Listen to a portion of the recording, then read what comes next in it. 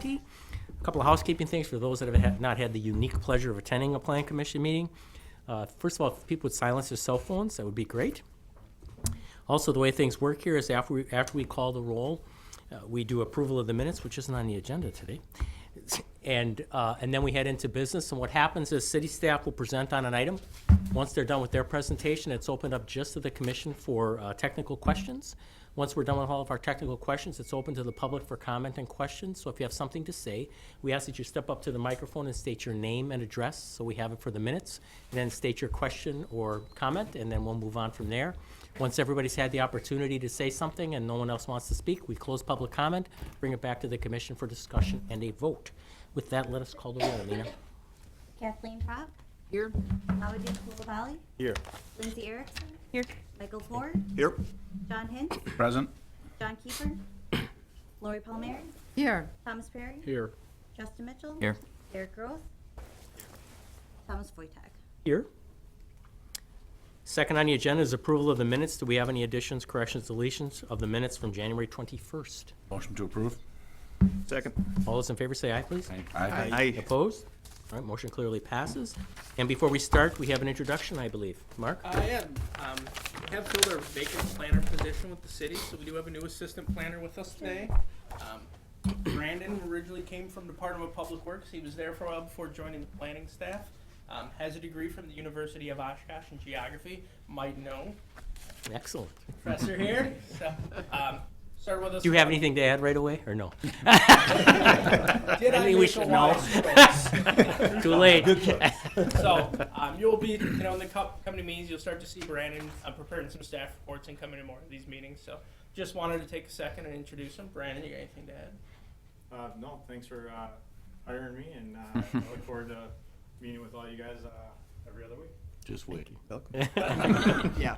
Say that. He now. does. Yeah, he's no. All right, moving on to item number 1, a 2-lot land division and certified survey map at 2625 Riff Road. Any site inspections? None? We accept, oh, I'm sorry. 1, okay. 1, and then we accept the staff report as part of the record. On to y'all. Thank you, Mr. Chairman. This is a land division request on the north side of town, on the south side of Riff Road, approximately 800 feet west of Edgewood Road. Up on the screen, I have an aerial photo showing the subject division, and my pointer's not working. Anyways, the subject site is 3.063 acres in size. The proposed division is going to create a 37-foot wide strip of land on the east side of the parcel, totaling approximately 16,000 square feet in size. Currently, the parcel contains a farmstead with some accessory outbuildings, and on the east side, you can see on the photography, there's a public pedestrian trail that runs north to south. The proposed land division, go to the CSM here, it's going to be creating an outlot to divide the pedestrian trail from the farmstead portion of the property. Reason being, the entire property is for sale right now, and the current owner felt it was easier to sell the property without the hindrance of that pedestrian trail on the east side of the property. The applicant did approach the condominium association to the east, wondering if they were interested in acquiring that land. The association agreed to it. So under normal circumstances, the city staff would not be in support of creating kind of an oddball shaped parcel like this, but we do have the understanding that the newly created outlot will be combined with the condominium association to the east there. That will trigger a condominium amendment to the existing development and some changes to their bylaws. Another reason why we didn't feel comfortable creating a separate standalone outlot is more or less for accounting purposes. If it was a standalone outlot owned by the condominium association, the city would have to keep track of, I think it was 18 condo units, so each condo unit would have 1/18th ownership of that outlot. So the city did request that the outlot be combined with the condominium development to the east. With that, staff is supportive of the two-lot land division on Riff Road with the one condition that the newly created outlot will be combined with the Edwidge Village condominium plat to the east. And that combination will require amendments to their condominium plat and declaration. Okay, thank you, Jeff. Technical, yep, Justin. Two questions. First off, the southeast corner, I believe, if you go to the map with it around yellow, doesn't look like that's included. Is that particularly? It is. It's just with some of the limited technologies we have, we made this map the best we could. The actual plat Goes all the way Just down. If you look at the Property. Okay. CSM, it does conclude all the way down to the south lot line. Okay. And second, does the condo association have to come back here then if they're going to acquire or? Condo plats are approved administratively. So it It's wouldn't not a need land to- division, so it doesn't go before this body. Okay, good. I was just gonna say, if it did, why not just combine them at the same meeting and? Yeah, it's one of those step-by-step processes Got you it. have to go through. Other technical questions? Go ahead, Tom.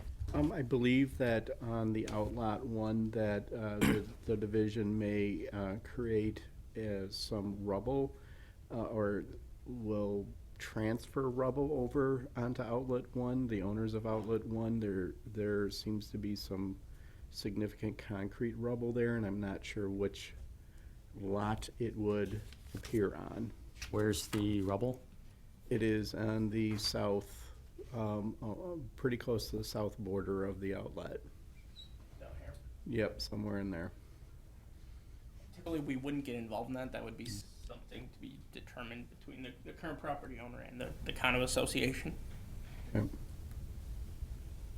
Other technical questions? Okay, seeing none. Anyone here from the public to speak to this item today? Once, twice?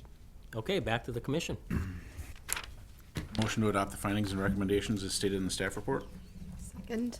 It's been motioned and seconded. Any discussion? Sounds good. Let's take the roll, Mina. O'Meara, Aye. Terry, Aye. Mitchell, Aye.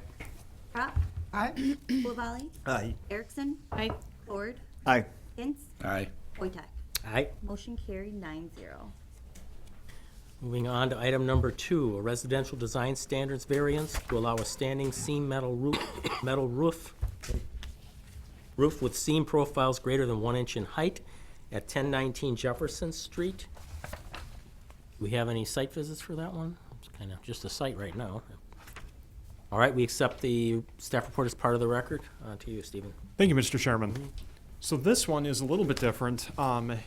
For some of the newer members, you might not be familiar, but with the rewrite, the ordinance rewrite in 2017, when that new ordinance took effect, the city prohibited standing seam metal roofs on residential properties in Oshkosh here.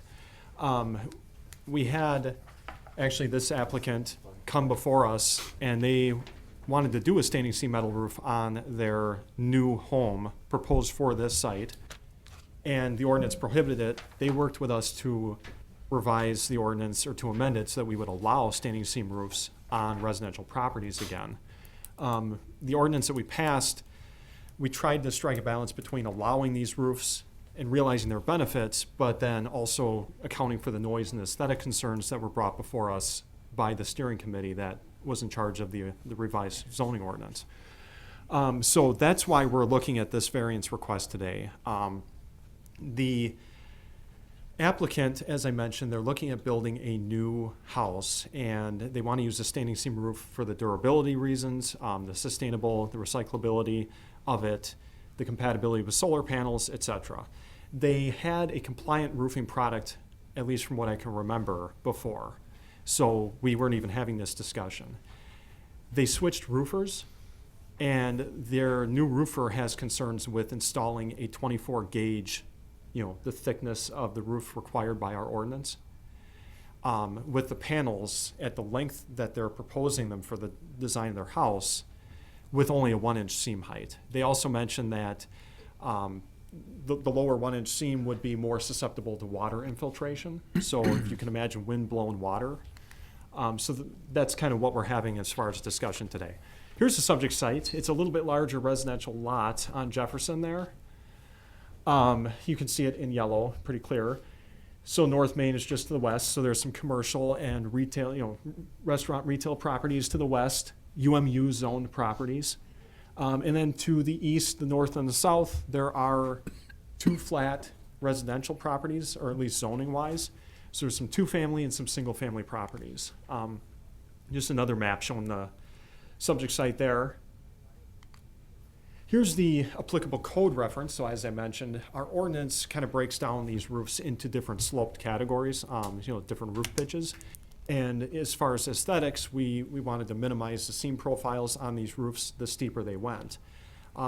We as staff didn't find much literature or an industry standard suggesting a specific seam height for higher sloped roofs. So, like this applicant is looking at a 5 and 12 roof, so 5 inches of rise for 12 inches of run. So we're not talking about a very flat roof with a lower visual impact. So you can see there, right now we restrict it to 1-inch seam heights. So those seams on the roof can only be 1 inch in height, or 1 inch in height, excuse me. Here's their, just a Google Street View of their site as it appeared before. They have since raised the house that was on the site on the northern part of it. So they are just starting with a vacant lot. But that just gives you a sense. It is a little bit deep and a little bit longer lot. I think it is like 2 lots combined. You can see some of these seam profiles that we're talking about with standing seam roofs. Generally, they snap on, the panels do. They snap onto one another, so that if wind does blow them up or if you pull on them, they will be snapped in place and not be able to be easily removed. You can see that the higher the seam, the further the water has to blow up and into over that seam profile there, inside there. The applicant, like I said, mentioned that they have concerns with water leakage. They don't want to be dealing with water blowing up into there. As you can see on the right, that's a lower seam profile, and the way that's detailed, it would still take some effort for that water to blow up into there, but not as much as it would for the ones on the left there. So you can kind of get a sense of why they may have some concerns with doing a lower 1-inch seam profile there. We as staff looked at this. We looked at the intent of the ordinance. We also looked at the literature that the applicant provided on the relationships between these seam heights here and water leakage, etc., durability of the roof panels. The fact that there was, like I said, no industry-wide standard recommending against 1-inch seam heights for these higher slope roofs. We did find that there were a lot of code compliant standing seam products out there. Looked at the aesthetic intent of the current ordinance and then the impact on the neighborhood character. We as staff, after examining this, we felt that the applicant had a case for the higher seam height that they're recommending. So instead of the 1-inch seam height, they'd go to a 1.5 inch. It's only an extra 0.5 inches. The visual impact, I think, from the street would be minimal. 1.5 inch is a pretty standard seam height for these types of roofs. This ordinance is newer, so we tried to do as much research as we could, as I think some of you that have been on the commission remember. But like I said, when we went through and we did the research, the literature that was out there really only addressed very, very low slope roofs. So we're talking like 0.5 and 12. So almost roofs that you would consider flat. Nothing like what they're proposing. Theirs isn't a very, very high slope by any means, but it is higher than what we saw. So we would recommend approval of this based on the fact that we did find some material out there by roofing experts that did say 1.5 inches would be better than 1 inch for water resistance. The applicant did say they were using 42-foot panel lengths. So the longer the panel, the more the possibility that it could kink too with the lower seam height. They did have a bunch of opinions from their builder, roofer, other builders and roofers, I think around the country, that they reached out to. So we felt that granting them a narrow ordinance or a variance here would be appropriate. So basically, as you can see here, narrow in scope for this variance, only allowing up to a 1.5 inch height. No other deviation permitted. So they'd have to have the concealed fasteners that we require in the code. The light reflectance value, so that reflectance, when you're looking at it, the glare potential, that still has to meet our 35% allowed or be below that. And they're gonna have to have information to substantiate this, or we as staff are gonna have to be able to prove, we're gonna have to be confident that they're gonna meet all the other standards. Like I said here, roofing permit not being issued without documentation verifying compliance. And then all these other conditions would be consistent with our current ordinance. If they want to deviate from the 42-foot panel lengths that they're proposing for the design of this house, they'd have to come back to this body for review and approval. And our finding was that the variance would not be contrary to the public interest. All right, thank you, Steve. Any technical questions? Go ahead, Mayor. Thank you, Stephen. My question is, why would we just do a variance or condition with the variance if you said that you did find that the standard is allowed, the 1.5? There So are, why wouldn't we fix the ordinance? and we may. We may, yeah. There's still a limited amount of documentation out there. There's plenty of products out there online that even staff found that a 1-inch seam profile is said could meet their needs. They've went out, done additional research, talked to a different number of different companies that suggest 1.5 based on their panel length. And there's no clear conclusion that we've been able to find so far that, okay, is a 15-foot panel good with 1-inch seam profile, but 25-foot panel, you now need 1.25 inch. We haven't been able to find that information. In an essence, to keep them moving, get them into their house, get their house built, we wanted to do the variance. We very well may come back with an ordinance update in the future. There's just a lot of information, and these are relatively new. And we did take a bit of a restrictive approach when we did that first ordinance. So there is a little bit of a learning curve here, trying to figure exactly how it plays out. I would anticipate, as we get more documentation, more of these roofs are done, we very well may choose to come back to you with an ordinance update. Yeah, most aspects of the ordinance, I felt very confident about. I know people have complained about like the gauge thickness that we require. 24 though, for residential, we found that there are a lot of products out there. It's more expensive than some of the thinner gauge. But, for houses versus sheds, the thicker is usually better. But as far as this one standard, this one, like Mark said, we didn't have as much of a clear path as far as which, we wanted to be a little bit more restrictive and still allow some leeway. But everything else in the ordinance, I felt like there was a lot of case studies, precedents out there for like the light reflectance value, the concealed fasteners, complementary roof color, stuff like that. Just as a note, we had a lot of discussions at the Plan Commission about this whole thing, and I do think there's a learning. The whole industry is learning because there's a lot of change and new stuff out. And so we knew, I knew that this ordinance may change, at least in one or maybe a few aspects going into it. But, we tried to do the best we could for research at the time. Any other technical questions? Sure, Justin. Number 6, a couple of things. You have a restriction that future property owners do something. How is that enforced? Two questions, I guess. Is there something that you're going to do that you're going to restrict the property with a deed or something? I mean, I found that to be a weird statement. And then the other one is, are we actually in the rust policing business where? It's so a couple of things. First, it's permit issuance. We're checking the material they submit to us at the time before permit, making sure it meets these standards that we put in place. So that's how we're verifying kind of what is being placed on the roof. And then the inspections division, when they go out for the actual permit to inspect it, they're checking that information. Sure. Number 6 says current and future property owners shall maintain the metal panel so roofing free of rust over the course of its lifespan. And I'm just. So we have a similar building code requirement already for roofing, with your standard asphalt roofs, and our inspection division is out enforcing that today. That if it starts to deteriorate, we do have some requirements right within the building code that we can lean on. I know we've done some exceptions for windows and other materials, and I've just never seen kind of like a, Yep, that was placed in the original ordinance when we wrote it. And that was coming from when we were researching products, some were aftermarket finishes, that the documentation we could find, they were not nearly as durable and rusted very quickly. For some factory finishes were found to have much better warranty and lifespans. okay. And then if I can go one more,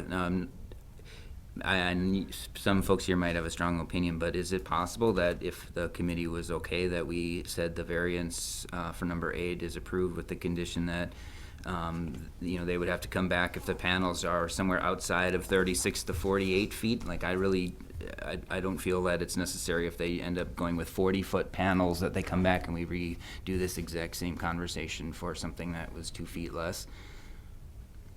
Yeah, I mean, I'd be okay with that. and I would look to the applicant and say, how far down the rabbit hole are you? Do you know they're exactly 42 feet at this point? So, Non-issue. yes, you can. You could, if you so choose, to give them some leeway. It looks like they're pretty comfortable knowing 42 feet is. At the same time, if that is this body's opinion and they come in at 43 feet, I think staff understands your intent and we can work with I don't that. think they want to come back here. I don't think they want to. I think they want a house. We're not that much Well, fun. wouldn't it, if they came in longer, I mean, that would be just enhancing what the reason they asked for this anyway. Correct. So, I mean, just the shorter that you would worry about. Other technical questions? Okay, seeing none. Anyone here from the audience to speak to this item today? Come on up. Tell us your story again. Again, I'd much rather hang out with y'all over a beer than here. That's But, okay. So, Stephen, first of all, thanks to Stephen and the rest of the planning staff. You guys are great and have worked really hard to help us out with these issues. Stephen is now the Winnebago County expert on metal roofing for residential purposes. Done a lot of work on this, and we appreciate it.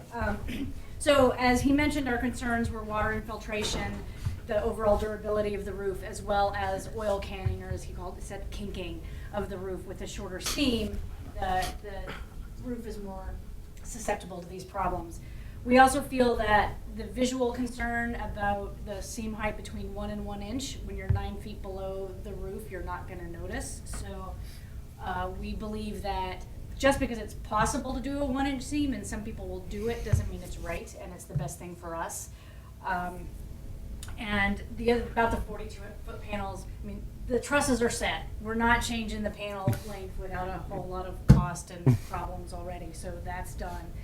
And we are definitely going with the 24 gauge, and our color is a charcoal, which is 31% LRV. So those two things were good, and we'll get the materials to Stephen or to the planning office once this gets approved, I hope.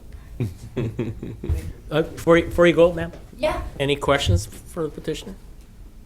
I don't know if, I know who you are, and you sound like you've been here a number of times, but I don't know if you want to say your name, if you're supposed to get the name Oh, of the yeah. folks that are speaking. Misty McPhee, technically on paper, Mary McPhee. Thank you for that. Will you be offering tours of the home when you're done after all the time? After all the time we've spent talking about it, I thought. Absolutely. Open Okay. invitation. All right, thank you. Anyone else here to speak to this item today? Seeing none, public comment is closed. Except, all right, public comment is closed. Need a motion. Yep. I've got just a statement that the Housing Authority, at 40 of my units in Menasha, we put steel roofs on in, I think, 2011. And the main basis for it was just the 99-year life warranty.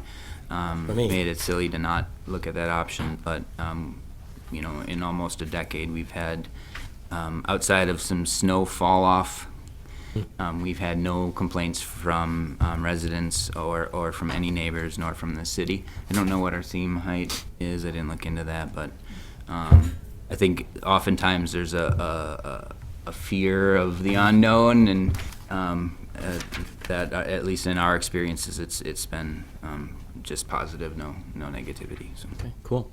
Do we have a motion to adopt the findings? Sure. Motion to adopt the findings and recommendations as stated in the staff report. Second. The second, I think Mom got there first. Any discussion? I also will give kudos to the city staff on this because we did have some really interesting discussions. There's a lot of new stuff coming out, and I appreciate the patience of the petitioners because you are a bit of a test case. I mean, there's a lot of metal roofs out there, but it's really advancing quickly. And so thank you for everybody putting all this in and being flexible. Other thoughts, comments? I think you got everything. All right, thank you. Call the roll. Palmieri, Aye. Perry, Aye. Mitchell, Aye. Crop, Aye. Kulabali, Aye. Erickson, Aye. Ford, Aye. Hintz, Aye. Wojtek. Aye. Motion carried 9-0. Under our final business item of the night, a specific implementation plan amendment for a new building for a detail facility at 355 North Washburn Street. Site visits, been out there. All right. And we accept the staff report as part of the record, so on to you. Can I add one thing? Oh, sorry. Brian's text. We had a little bit of technical difficulties getting these packets printed, so I'm sure your site plans and stuff you see don't show a whole lot. Looks a little So I weird. am going to pass around the one paper copy of the site plan we have, just so you can see the Should I broader take a picture of context. it so I have? And we've seen this before, so, I mean. A version of The it, version, yes. earlier version. All right, with that, Brian. All right. So the subject site is the Bergstrom dealership on North Washburn Street. The property is zoned SMU PD, and the neighboring properties are commercial uses. So here's the proposed site plan. So in November of 2019, they had an SIP amendment approved for a express lube facility on the site. They have now changed their plan to have a detail facility rather than the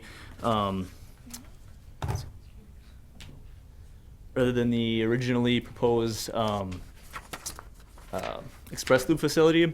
So the detail facility will be kind of in the same location as the express lube facility was approved in. It will be larger, a little more than twice the size of the original building. There was a condition on the approval for the express loop facility that they have 80 building foundation landscaping points, and they have provided 84 points of building foundation landscaping, so they are meeting that condition of the previous SIP amendment. There also was a condition that they meet lighting standards, and they are meeting the standard of not exceeding 0.5 foot candles along that south property line. Additionally, this will not cause any traffic circulation concerns, as that is a gated off area just for employees to use. They will be losing some parking stalls for their service area. However, they are still significantly over the code requirement for parking stalls for the site. Here are the building foundation or building elevations. So they're proposing split face CMU for all facades, and that's what was approved for the express lube facility as well. Staff does not see a need for a requirement for Class 1 materials as this building is located to the rear of the building. And staff recommends approval of the SIP amendment with a condition of 80 landscaping points around the building per the original SIP amendment. All right, thank you, Brian. Technical questions? Yeah. Just because we didn't get our stuff, so we couldn't really see the landscaping. I'm kind of curious about where they're doing landscaping, because I know what, I've talked with at least a dozen people that I bowl with out at the bowling alley. You can't even see where that building's gonna go, because it's right there. I mean, we go alongside the building, and you have to walk alongside the building behind the dumpsters to actually see where the building is gonna go. So it's along the south and the eastern portion of the building, which are really, if you're going to see any of this building from the neighboring property or the public right of way, these are what you may see. Mhm. So they have tried to locate the landscaping where it would have an impact for anyone that's going to see it. Okay, thank you. Lori? I just noticed that the back of this lot, or the western side, backs up to the residential at Westbrook Drive. And that pie-shaped residential, I remember on our floodplain discussion or flood storage discussion that we could potentially, I want to say that the corner of that little pie shape could be impacted with that whole expanded purple area in the flood storage. And so I'm just kind of curious about, with the landscaping and the storm water piece of this, if we may have overlooked some need that would arise as a result of that flood storage expanded area. If ultimately this structure would end up in the floodplain, if the county didn't approve the flood storage districts and that map with the expanded purple one in place, the location of the building doesn't have to change. The construction method and how the building is built would have to change. There are some additional flood-proof measures that may have to take place. They are still legally allowed to put it in that same place. There's just some construction things that have to take place. Are they aware of that? Letters have been sent to all property owners in the city that were affected by that. But they might not have been in that map. Because it was, as I recall, and I could be incorrect, just to the northwest of the corner of their lot is that very northern point where Sawyer Creek was, if I recall. You're talking up here. Yes. Like I said, any property owner that was affected by that potential change was notified. Jeff, that looks like going to get the map. Thank Other, you. other technical questions? All right, seeing none, anyone here from the public to speak to this item today? Once, twice, three times? All right, public comment is closed. Back to the commission. Motion? Motion to adopt the findings and recommendations as stated in the staff report. Second. All right, discussion. Wow. No, okay. Call a roll, Mina. Palmieri, Aye. Terry, Aye. Mitchell, Aye. Rob, Aye. Ullavali, Aye. Erickson, Ford, Aye. Hint, Aye. Wojtek. Aye. Motion carries 9-0. On to director's report, Mr. Director Sturt. Yes, so I did want to let the planning commission know, and if you have not received notice, you probably will be receiving notice. Next Tuesday at 5 p.m., like you guys for me to hand it out your notices, we're going to be holding a joint workshop with Planning Commission, Redevelopment Authority, and the council to go over the Imagine Oshkosh plan. Sawdust District plan. Thank you. We've been working on this for almost 2 years now with the advisory group. Plan's in pretty good shape. We had a public open house last week where we took the plan out to the public, showed them what we've got going on, answered some questions. We actually had a really good turnout. I think we probably had 30-ish people in the room, so that was very good turnout for us. So now we're ready to go forward with the rest of the adoption process. And the first step is we wanted to kind of get it out to the boards and commissions and the council for review before we take it through formal.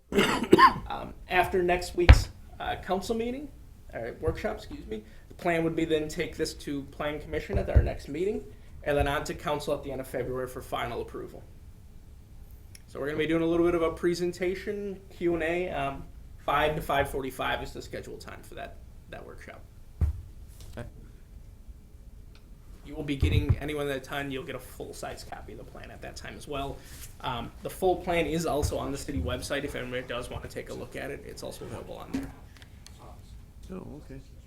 Can we That's get it. on the city website right now? The city website is back up and running, so we will, and actually we're going to be going over that in a second with our iPads. All right. Anything else? Let's adjourn. Motion to adjourn. Second. All those in favor say aye. Aye. Opposed? All right, workshop. Bill?